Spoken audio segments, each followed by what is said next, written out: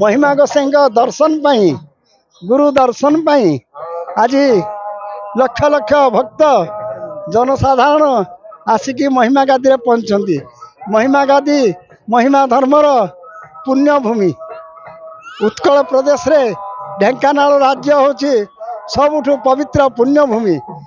महिमा गोसाई 1838 मसीह से आसिक पहुँची थे कपिलास तपोवन रे 12 वर्ष फलाहार कले। सदानंद नामक सबर 12 वर्ष फल देते।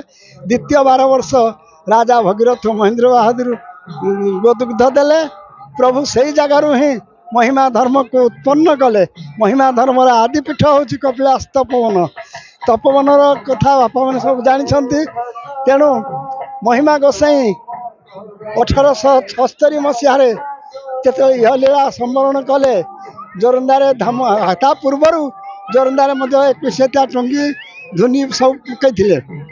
तेणु से प्रभु दाम बेहरा भक्तर आपत्ति अनुसार से कहले सब जकार जो महासभा है बकल को मना कले।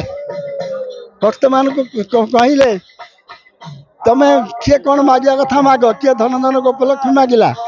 हेतु दाम बेहरा से कहले प्रभु मोर किसी दरकार नहीं मोर नाम आउ धाम दरकार।